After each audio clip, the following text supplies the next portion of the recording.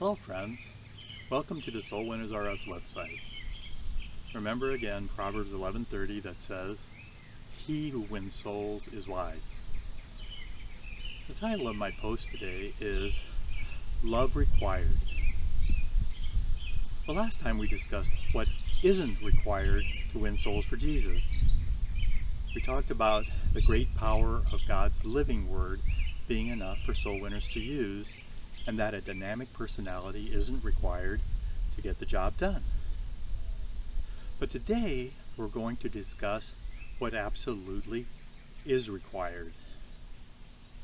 Jesus made it clear what are the greatest commands.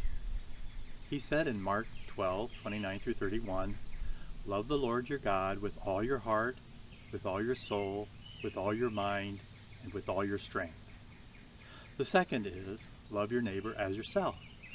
There is no other command greater than these.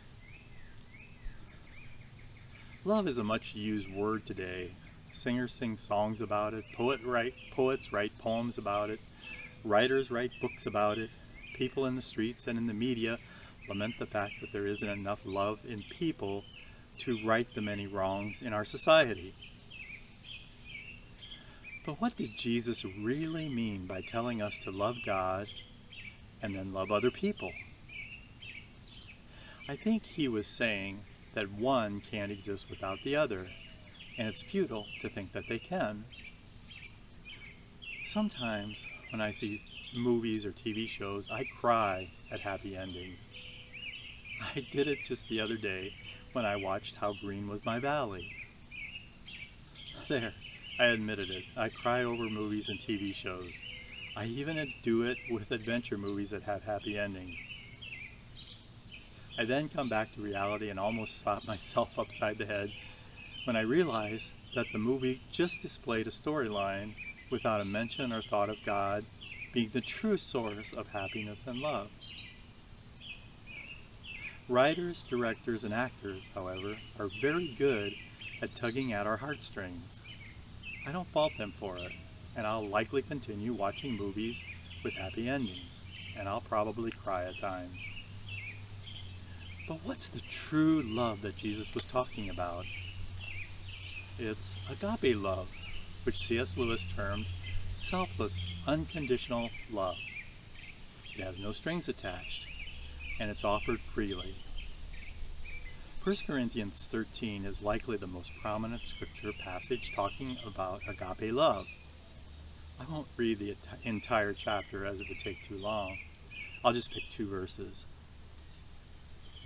Paul wrote in verse 8, "Love never ends, but as for prophecies, they will come to an end. As for tongues, they will cease. As for knowledge, it will come to an end." Verse 13 goes on to say, "Now these 3 things remain, faith, hope, and love, but the greatest of these is love."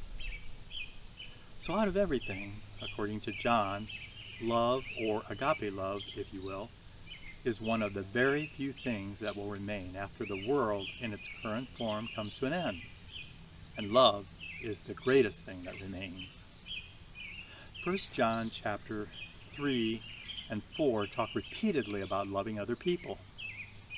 I think the most well-known verse is 1 John 4:7, where John wrote, "Dear friends, let us love one another, because love is from God, and everyone who loves has been born of God and knows God." So 2 things are clear. Number 1, loving God deeply and loving others deeply are inextricably tied together. They can't occur without the other. Anything else is just a guise or the false appearance of true love. Number 2, we love others because love is from God, and everyone who loves has been born of God and knows God. So, in conclusion, to be true soul winners, the first thing that's required is for us to love God with all our heart, soul, mind, and strength. The second that's required is for us to deeply love other people. See you next time.